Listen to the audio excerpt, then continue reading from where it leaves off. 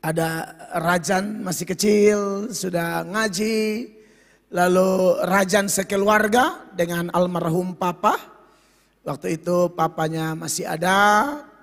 Lalu papanya sudah meninggal. Ini waktu mereka di kuburan papa bersama mama dan adik. Lalu kemudian Rajan dan mama dan adik kalau tiap kali lebaran kumpul ya.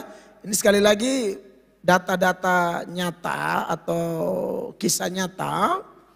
Lalu Rajan ini juga nanti baru dia cerita detailnya, agak nakal sedikit. Jadi narkoba lebih kemudian masuk penjara. Ini foto waktu Rajan di penjara karena narkoba ya. Lalu Rajan memang seorang muslim yang sebenarnya ya namanya manusia biasa ya Rajan ya. Walaupun suka sholat tapi ada juga kekurangan mungkin makanya bisa dipenjara. Ini video di mana Rajan sholat.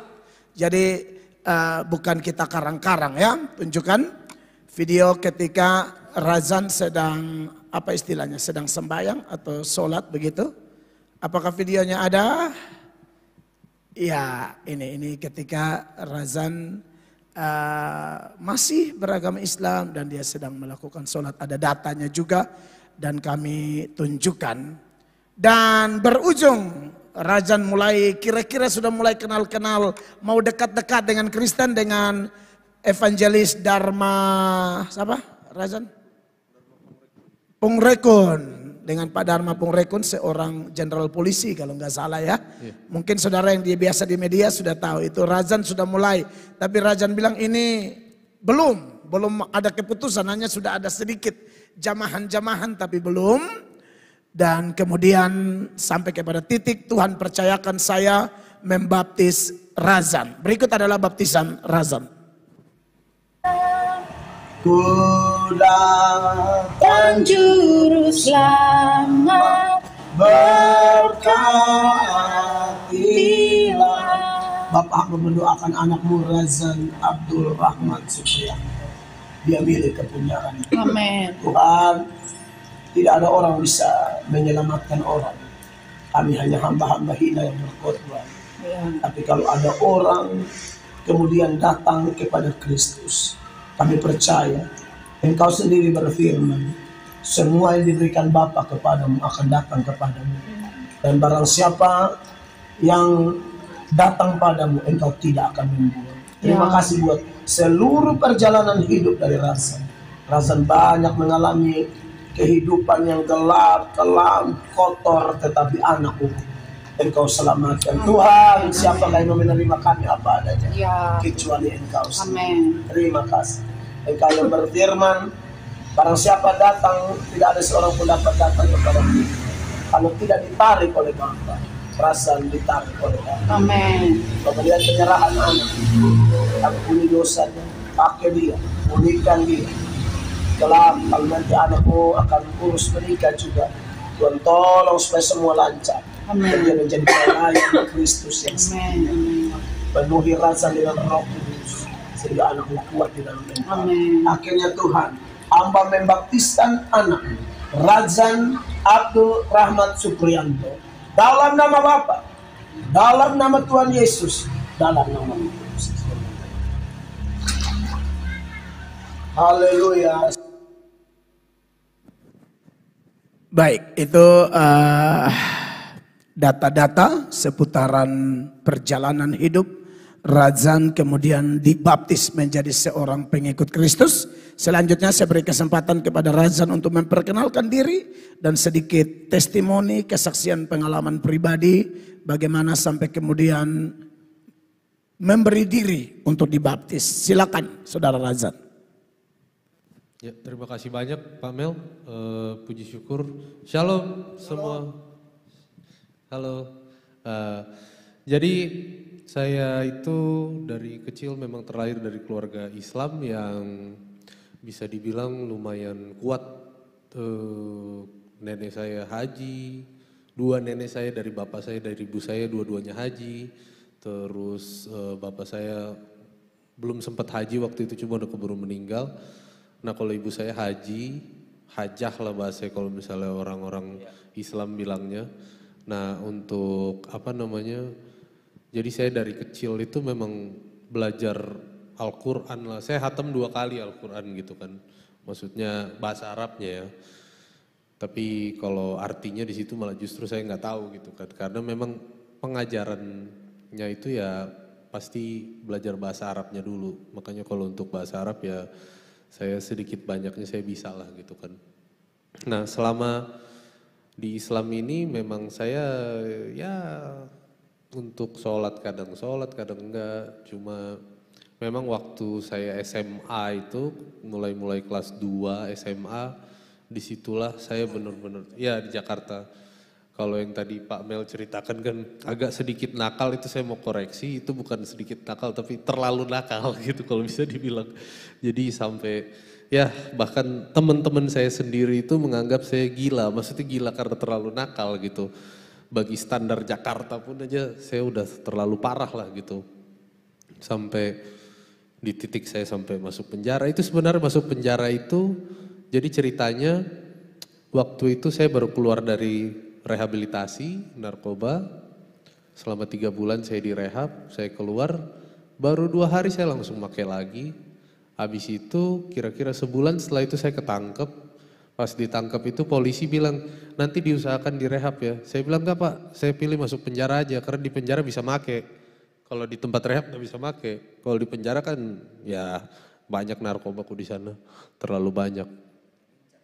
Iya, banyak banget. Maksudnya memang apa namanya? Justru di situ lahan basah juga kalau mau jualan gitu kan. Cuma ya janganlah gitu kan. Nah, setelah saya keluar itu saya sempet sangat-sangat nggak ada yang mau terima saya. Bener-bener keluarga nggak mau terima saya, teman-teman saya juga nggak mau terima. Akhirnya yang membantu saya itu ya teman-teman saya yang deket sama saya. Terus saya pelajarin tentang Islam ini sampai ke titik tahun 2019 yang video tadi saya sholat itu. Di situ saya sempat tertarik lagi untuk mempelajari Islam karena ada pengajaran satu yang bilang bahwa puncak ilmu tertinggi di dalam Islam itu adalah ma'rifat atau mengenal Tuhan ini. Di situ saya bercita-cita, oh saya mau mengenal Tuhan ini yang saya cari selama ini.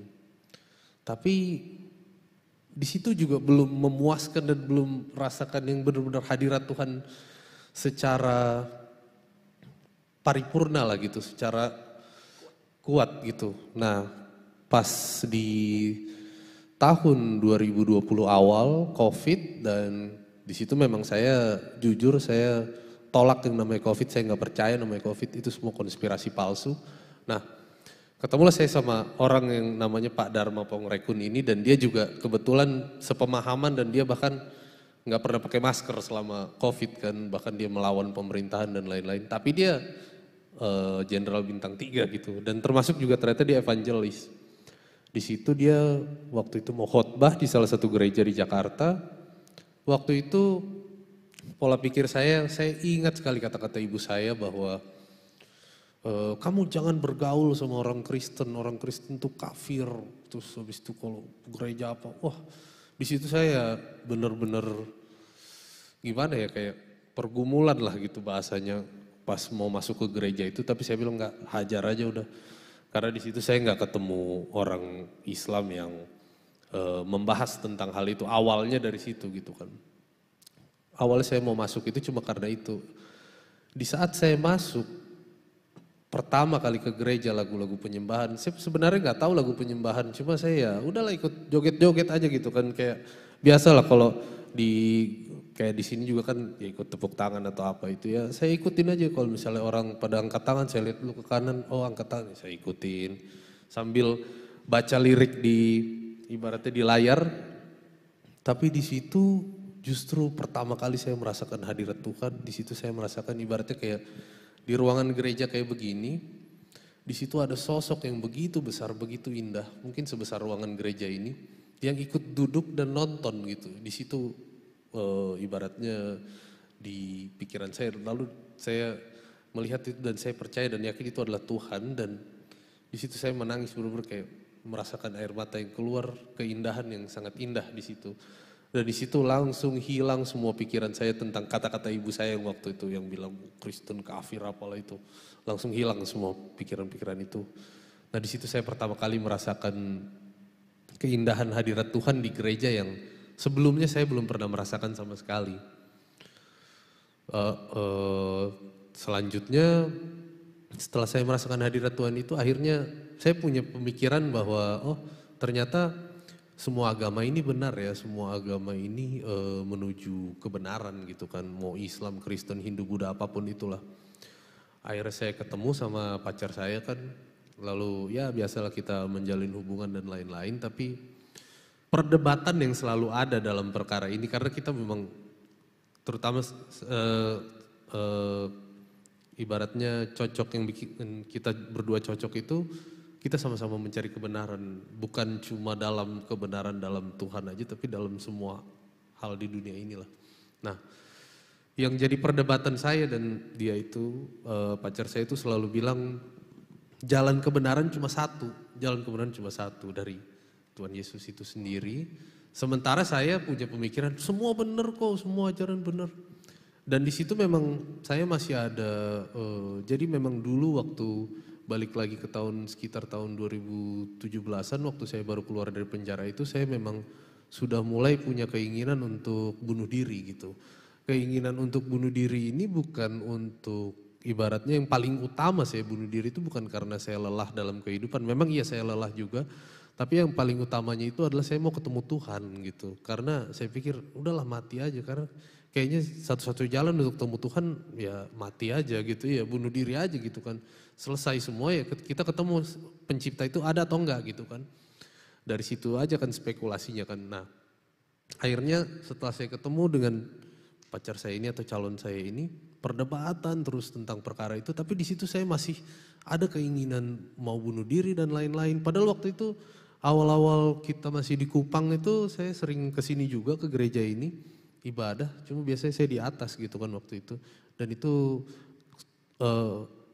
sering telat datang lah gitu kan, makanya di atas gitu kalau misalnya sekarang kan karena datang di awal jadi di depan gitu. Nah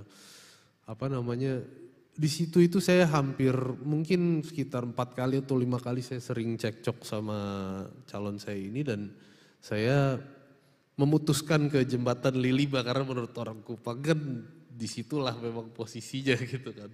Akhirnya ya pokoknya sering berjalannya waktu tapi untungnya Tuhan tidak izinkan itu terjadi. Dan ada di satu momen waktu itu sekitar bulan Juli tahun 2021 pacar saya ini kasih lihat video tentang Christian Prince. Di situ dari penjelasannya saya langsung percaya dan yakin bahwa memang kebenaran itu cuma satu. Tidak mungkin tidak ada kebenaran, ibaratnya ada jalan lain. Hanya satu kebenaran dan yang lain semuanya bukan kebenaran. Karena Tuhan itu cuma satu. Ibaratnya nggak mungkin kalau Tuhan ini cuma satu, jalannya ada banyak, itu nggak mungkin. Tapi Tuhan cuma satu, ya jalannya cuma satu. Nah disitulah saya percaya dan terima Tuhan Yesus sebagai juru selamat. Saya bicara terhadap diri saya sendiri di situ. Dan di situ keajaiban pertama kali yang saya rasakan adalah rasa ingin bunuh diri saya hilang total. Karena saya sudah mendapatkan kayak semacam ya ini kepastian bahwa saya sudah ketemu Tuhan. Ternyata ketemu Tuhan tuh gak perlu bunuh diri lagi loh gitu loh ya kan. Jadi ibaratnya cukup terima Tuhan Yesus bisa ketemu Tuhan, percaya dan terima Tuhan Yesus sebagai juru selamat. Mungkin saya mau tambahkan juga nih untuk tentang keluarga saya responsnya bagaimana. Kebetulan kemarin sekitar bulan Januari itu kita berdua ke Jakarta. Itu pun setelah melewati ya momen lah ibaratnya kemarin itu kita berdua di Bali. Saya juga kerja di sana ibaratnya posisinya lumayan dengan gaji yang lumayan juga di sana. Cuma kayak sial aja terus gitu maksudnya. Uangnya ini habis nggak tahu kemana gitu kan, ada aja kesialan-kesialan. Tapi di situ di hati saya selalu kuat banget. Ada yang bilang datang ke orang tua akui itu.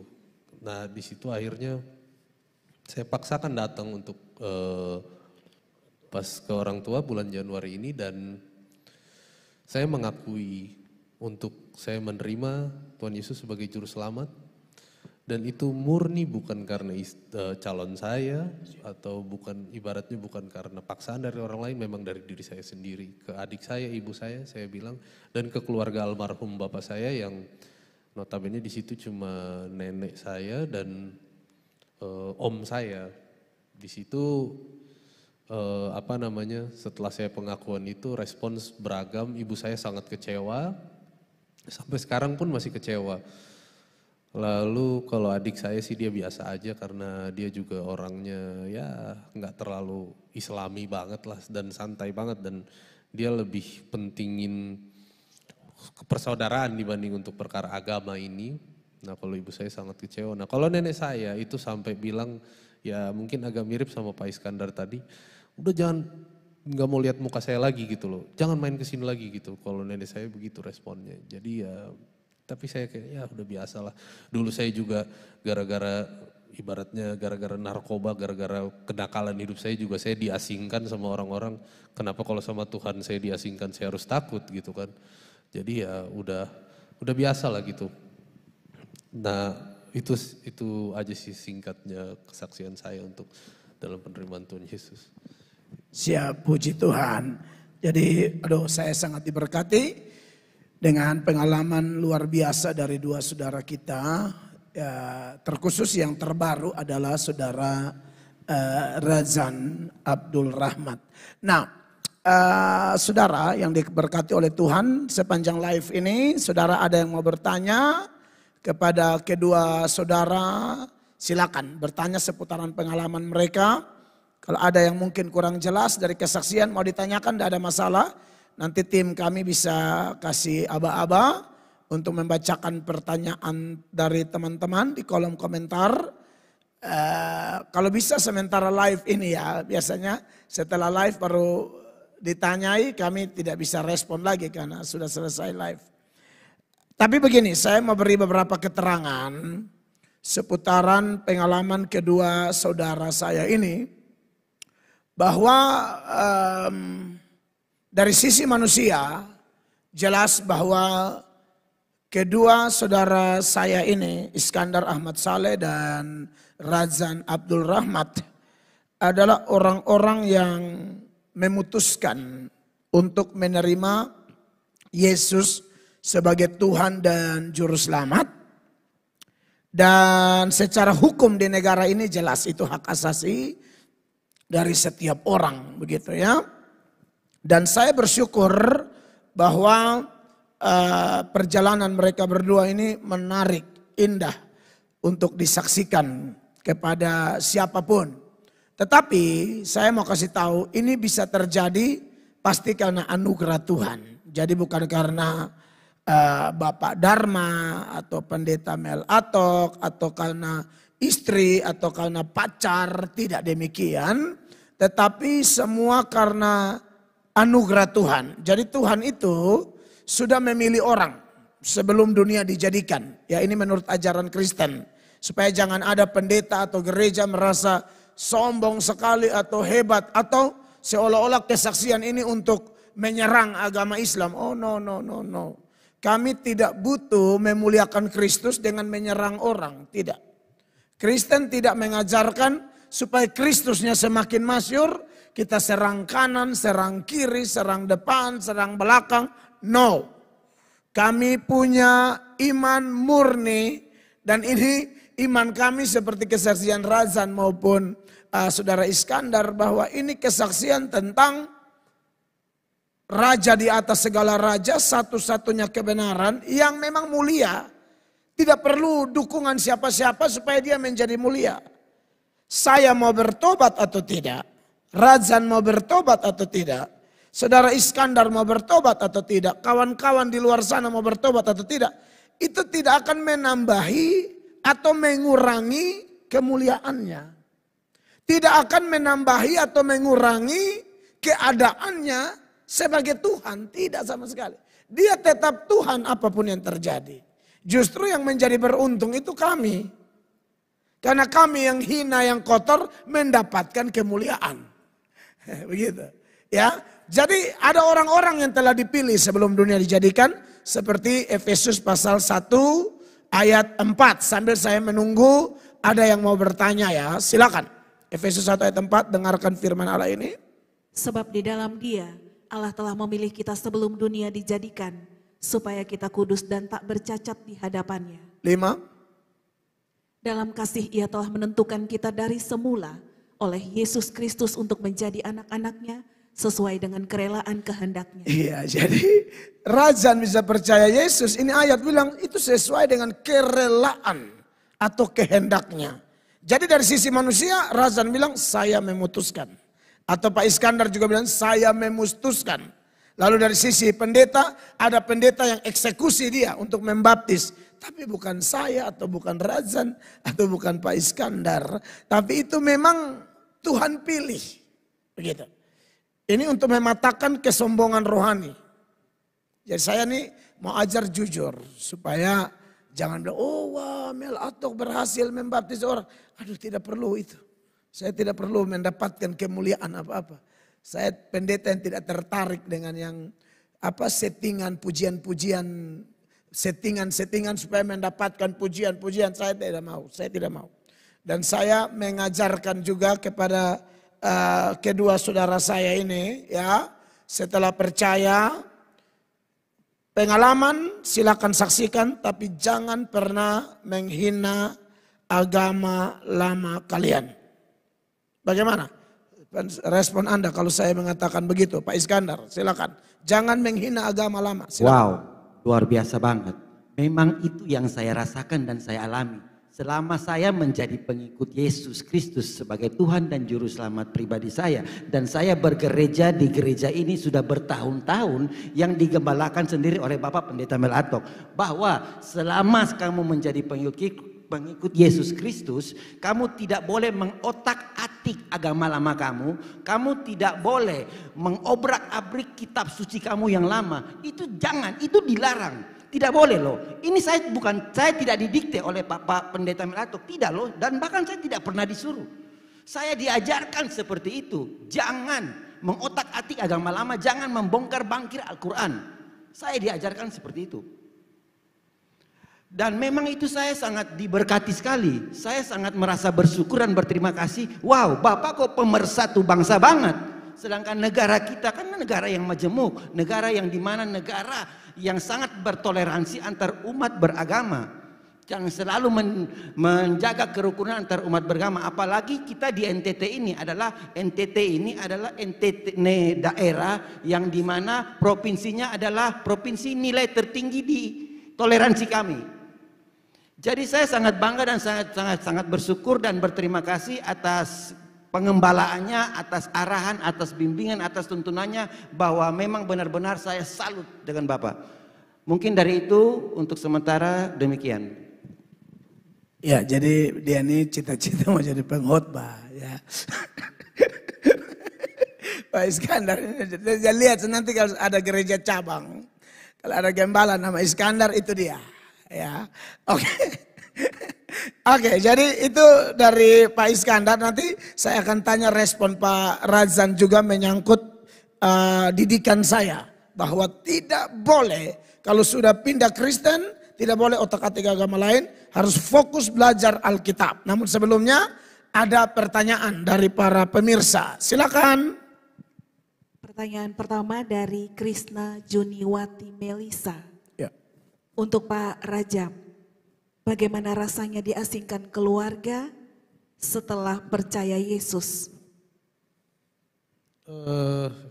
Jujur bagi saya rasanya biasa aja sih. Maksudnya nggak ada saya ngerasain yang kayak aduh saya menderita banget gitu. Enggak, karena dulu saya diasingkan karena saya makin narkoba juga udah sering gitu kan. Jadi ini masa karena terima Tuhan Yesus saya diasingkan saya harus merasa menderita gitu. Enggak lah, biasa aja bagi saya sih gitu.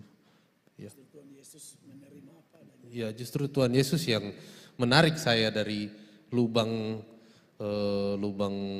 kerusakan itulah, dari lubang maut itu.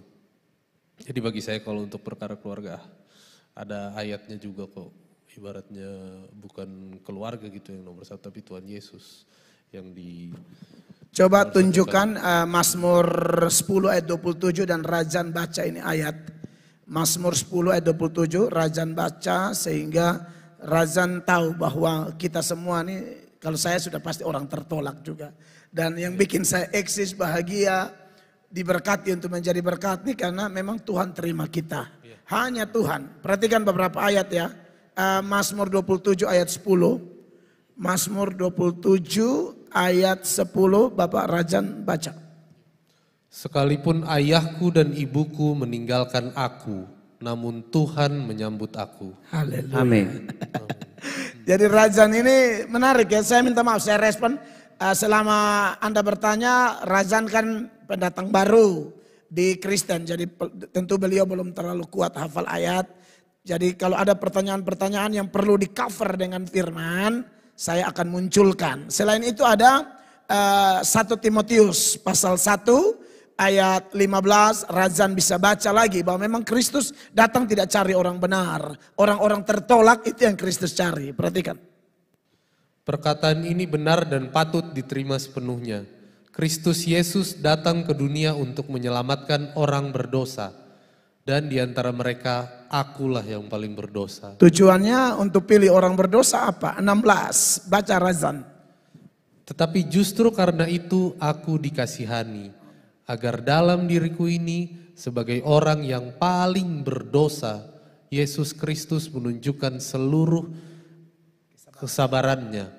Dengan demikian aku menjadi contoh bagi mereka yang kemudian percaya kepadanya dan mendapat hidup yang kekal. Ya, jadi Razan maupun Pak Iskandar maupun saya dan semua orang-orang kotor lain yang sudah diterima oleh Kristus.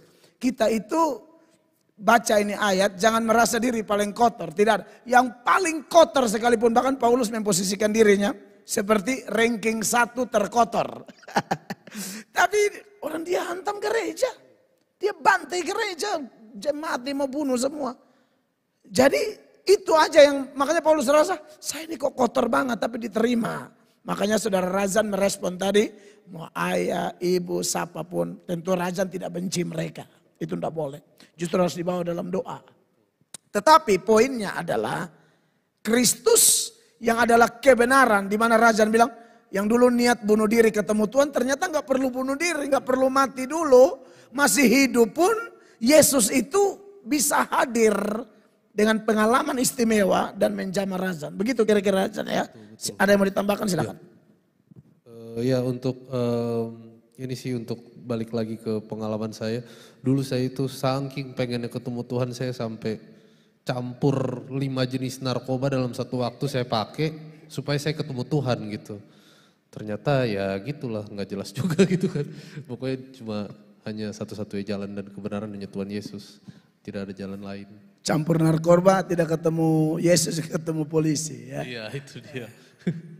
Masih ada lagi, silakan. Selanjutnya ada dari Montelivinus. Bagaimana perasaannya sekarang setelah percaya Yesus? Untuk saya, oh ya. Ya itu tadi seperti yang saya ceritakan bahwa yang paling pertama keajaiban yang saya rasakan adalah rasa bunuh diri saya. Keinginan bunuh diri saya hilang total, 100% hilang total. Sembuh dan terus menerus. Memang ya itulah ibaratnya proses mungkin dari diri saya juga. Untuk menanggalkan dosa-dosa itu memang sangat-sangat perlu perjuangan dan pergumulan. Apalagi dari kemarin dibaptis itu sampai sekarang itu yang saya rasakan paling banyak sekali pergumulan. Bahkan saya sampai ya begitulah kalau kata Pak Mel di khotbah beberapa minggu lalu itu.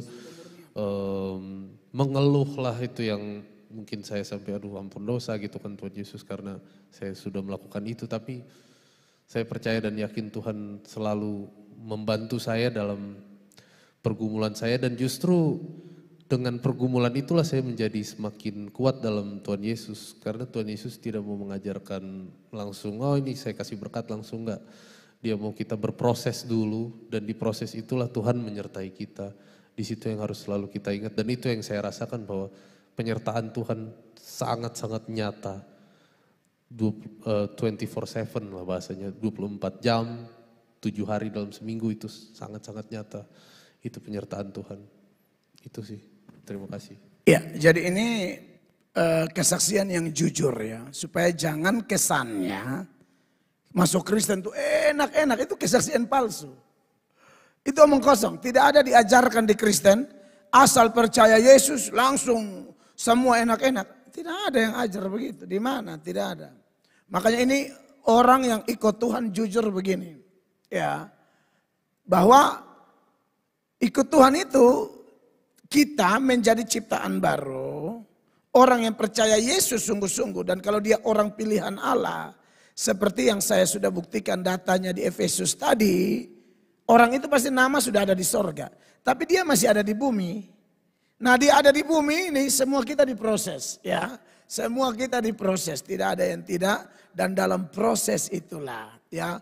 Orang makanya jadi orang yang realistis. Ikut Tuhan, oh ini ada masalah, ada masalah. Mengeluh kepada Allah beda dengan mengeluh tentang Allah. Mengeluh tentang Allah itu mempersalahkan Allah. Bahkan mempersalahkan keadaan itu salah satu manifestasi mengeluh tentang Allah. Itu bukan kepada Allah. Tentang kalau mengeluh kepada Allah itu doa Tuhan, hamba sakit, hamba tertekan, tolonglah hamba. Nah, itu mengeluh kepada Allah.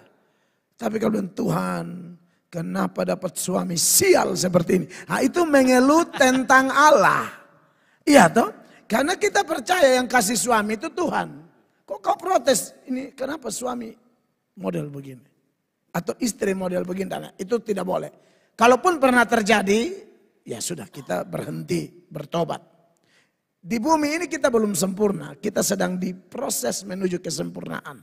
Ya, tapi keselamatan tidak mungkin bisa hilang sepanjang kita memang orang Kristen sejati. Begitu ya.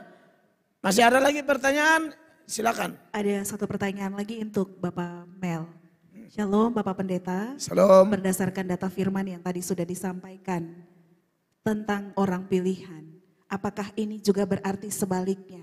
Kalau orang yang sebelumnya Kristen lalu pindah ke seberang, ini juga sudah ditentukan sejak awal. Siap. Iya, jadi kalau Efesus 1 ayat 4 dan 5 adalah data tentang orang-orang yang dipilih. Maka perlu diketahui bahwa kalau ada yang dipilih berarti secara implisit ada yang tidak dipilih. Begitu. Emang ada orang-orang yang tidak dipilih? Banyak. Kita langsung saja mengarah kepada pertanyaan tersebut. Dulu dia Kristen. Kok tahu-tahu dia kemudian tinggalkan Yesus begitu ya. Lalu apakah ini juga kategori orang yang tidak dipilih? Iya. Mana bukti-buktinya? Saya buktikan ya. Yohanes 6 ayat 66. Ini jelas ayat tentang ada pengikut Kristus. Yang 5.000 orang menurut catatan Yohanes belum tercatat perempuan dan anak-anak yang 5 roti 2 ikan itu. 5.000-nya tinggalkan Yesus semua, tinggal 12. Jadi orang-orang ini datang gereja hanya cari roti, cari makan, bukan cari Kristus. Orang begini bahaya, dia akan mundur. Makanya saya suka komentar Razan tadi bahwa ya Tuhan proses, itu tepat. Saya tidak pernah ajar orang tipu-tipu di gereja. Ikut Tuhan pasti nanti langsung kaya. Mana ada itu? Tidak ada. Kelihatan Pak Iskandar suka kaya sekarang ya? Belum, masih proses. Sepertinya itu masih dalam proses Tuhan. Oke, jadi karena beliau punya style ini sekarang kita lihat ala-ala selebritis TikTok. Nah, saudara. Jadi gini. Ya kita masalahnya sudah banyak, jangan terlalu tegang. Lucu-lucu juga sedikit. Ya Tuh Razan, jangan terlalu ini. Jadi gini, orang-orang ini cari roti. Nah ujung-ujungnya mana? Mundur, perhatikan. Sebelum saya tunjukkan kemunduran mereka, saya tunjukkan dulu motivasi mereka yang dikritisi Yesus. Yohanes 6 ayat 26, perhatikan. Yesus menjawab mereka, aku berkata kepadamu, sesungguhnya kamu mencari aku, bukan karena kamu telah melihat tanda-tanda, melainkan karena kamu telah makan roti itu dan kamu kenyang. Iya, jadi perhatikan. Saya yakin kalau ada ayat ini berarti sekarang ini banyak orang jenis ini di gereja. Banyak. Makanya saya tidak terlalu terpukul lihat satu gereja, gedung besar, fasilitas lengkap, secara kuantitas manusia banyak. Lalu kemudian saya menjadi senang sekali. Justru saya mulai ada kekhawatiran di sana. Tuhan, apakah ini semua murni? Tuhan, apakah semua ini cari Yesus atau hanya cari roti? Atau carilah hal-hal lahiriah. Roti adalah perwakilan hal-hal lahiriah. Nah, orang-orang ini biasanya tidak tahan dengar khotbah. Yesus khotbah keras, mental, lompat 60. Sesudah mendengar semuanya itu, banyak dari murid-murid Yesus yang berkata, perkataan ini keras, siapakah yang sanggup mendengarkannya? Iya, jadi untuk menguji apakah mereka ini Kristen benar atau tidak, Tuhan Yesus mulai khotbah. Ketahuan, firman ini kan membersihkan orang. Yesus khotbah di situ langsung bilang, waduh keras banget nih. Nah, makanya kenapa kalau saya diundang ke gereja-gereja besar di Jawa sana atau keliling Indonesia, itu pasti saya hantam keras. Apalagi saya tahu itu gereja yang hanya omong berkat aja, sukses saja. Sukses itu bagian dari pengiringan, tetapi untuk mencapai sukses adalah proses. Dan sukses bukan yang utama. Allah panggil kita bukan untuk sukses, Allah panggil kita untuk setia. Sukses itu bonus. Ya, saya harap Pak Iskandar paham ini ya. Pak Razan juga harus paham ini. Jadi Tuhan panggil untuk setia dulu bro. Soal sukses gampang deh. Saya diproses bertahun-tahun. Jangan lihat Mel Atok yang sekarang. Jangan lihat. Prosesnya Mel Atok ngeri. Satu hari Minggu ibadah 4 kali jalan kaki. Saking lapar dan haus akan firman. Celana sama baju itu doang. Khotbah juga pakai itu doang. Sampai dijuluki pengkhotbah baju merah hati. Karena ya baju ada. Orang kasih baju merah hati, celana coklat. Itu beli kalau di Jakarta barang bekas apa sih namanya? Kalau kami namanya RB, rombengan. Apa ya kayak di Senen-Senen gitu. Banyak kan. Nggak tahu ya namanya apa. Kalau di Maluku, Manado, cakar bongkar. Iya. Cakaran kali ya. Cakaran, baju-baju. Cakaran kucing. Barang bekas juga sih, barang bekas aja, baju bekas, baju second hand. Second hand kayak gitu. Kali ya. Jadi saya dapat celana second ada 1 NC punya. Itu kancingnya sekitar 12 ya. Jadi yang bikin saya terlambat khotbah itu karena kancing celana. Itu lama ya. Nah maksud saya begini. Jadi jangan lihat Mel Atok sekarang terbang ke Amerika, terbang ke Israel, terbang ke Australia, khotbah keliling Indonesia. Itu dampak aja. Setia dulu. Ya. Jadi saya harap setia ini, dan saya tidak berharap orang lihat saya. Doa nggak perlu orang tahu, bantu gereja nggak perlu orang lihat dulu baru saya kelihatan itu munafik dan tidak akan diberkati. Saya nggak mau. Saya nggak mau. Dan saya ikuti firman bagaimana ajar orang setia. Dan saksi mata hidup saya banyak. Jadi harus siap begitu, jangan cari yang enak. Kan dunia saja bilang apa? Berakit-rakit ke hulu, berenang-renang ke tepian. Bersakit-sakit dahulu, bersenang-senang kemudian. Dan kalau ditinjau dari sudut Alkitab memang begitu. Nah ini lihat nih, mental semua. Dan ujung-ujung apa? Anam-anam mundur. Mulai dari waktu itu banyak murid-muridnya mengundurkan diri dan tidak lagi mengikut dia. Iya. Tetapi mari kita cek sebenarnya apa yang lebih substansi untuk menjawab pertanyaan tadi. Kalau orang dulu sudah Kristen tinggalkan Yesus, apakah dia juga tidak dipilih? Iya, 65. Lalu ia berkata, sebab itu telah kukatakan kepadamu, tidak ada seorang pun dapat datang kepadaku kalau Bapa tidak mengaruniakannya kepadanya. Tidak mungkin, makanya pada mundur. Itu tidak dikaruniakan makanya mundur. Sebaliknya, ini dikaruniakan makanya datang. Ini dikaruniakan makanya datang. Ini dikaruniakan makanya bertobat. Jadi maka itu saya karena memahami ayat-ayat ini, saya tidak pernah merasa mempertobatkan orang. Sekalipun saya yang baptis, saya yang gembalakan, saya berdoa sungguh-sungguh, saya khotbah sungguh-sungguh. Kadang-kadang dalam keadaan sakit pun harus berkhotbah. Tapi tidak pernah merasa saya punya andil untuk pertobatan orang. Saya hanya hamba biasa, hamba tidak berguna. yang melakukan apa yang harus saya lakukan. Itu didikan Kristen. Ini juga melengkapi kedua saudara saya yang dari Islam masuk Kristen. Kalau kelak Anda berdua dipakai Tuhan, jaga jangan puji diri.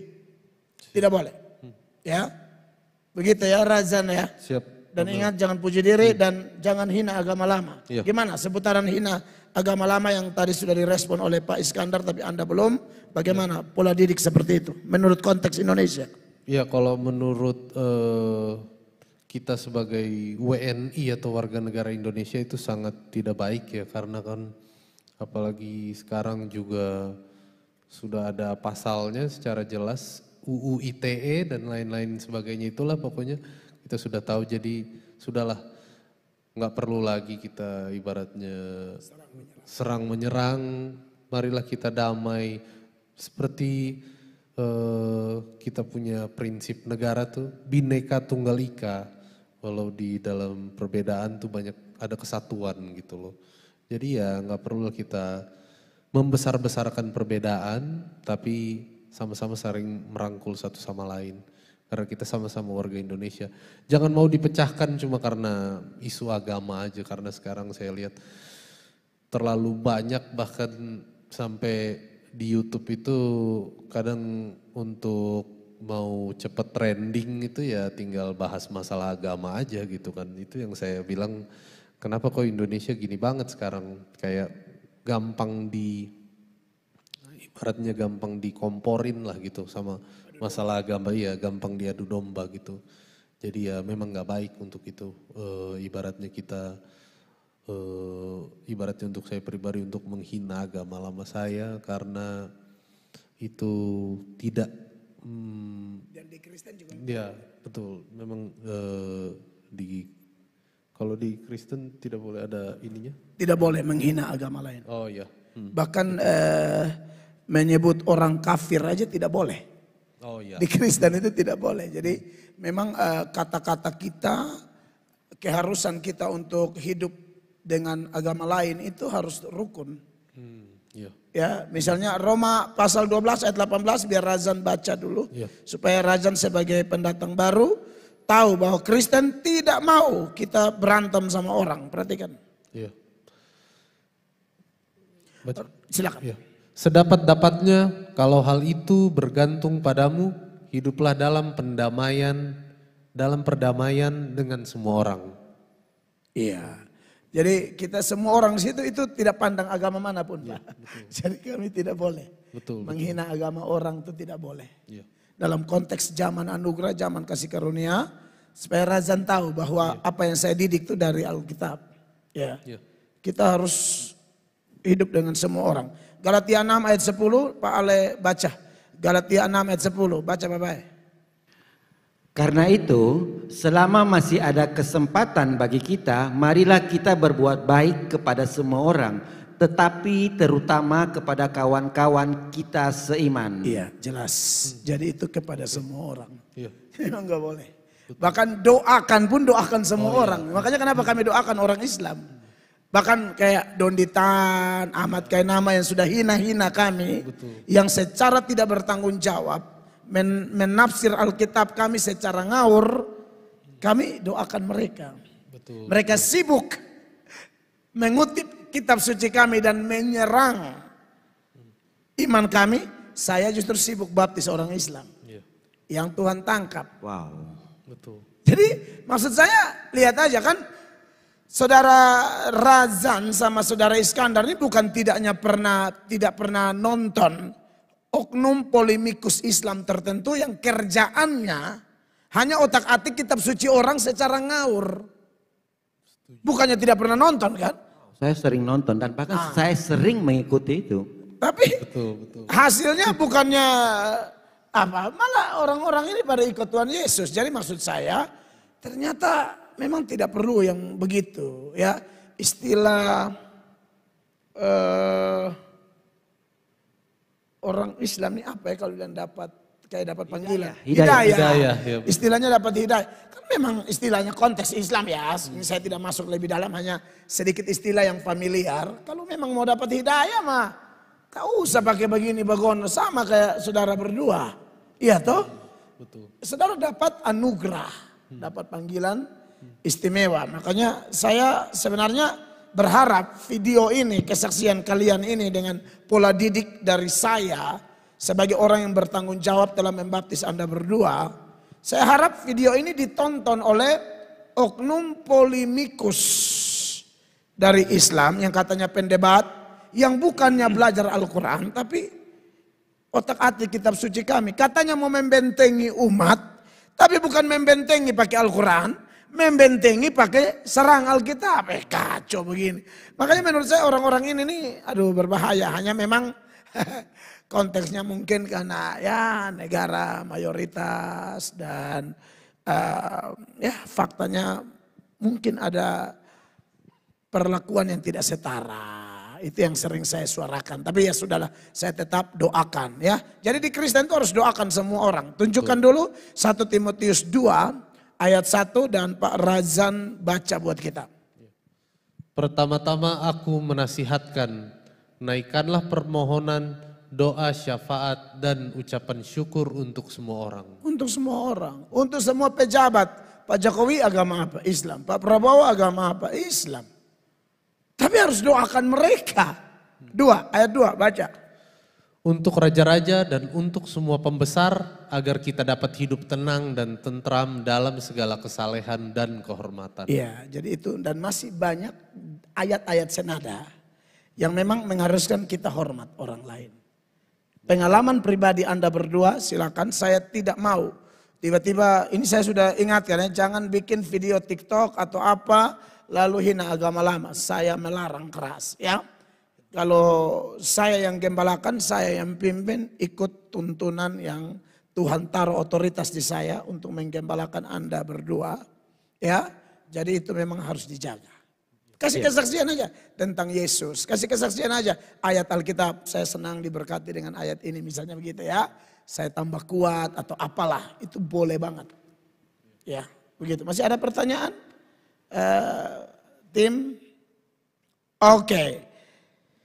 Jadi dari pengalaman Saudara Iskandar dan Saudara Razan ini, saya harap kita semua buat orang Kristen ya. Saudara yang sudah Kristen harusnya melihat kesaksian dari dua saudara kita atau orang-orang yang mirip seperti mereka.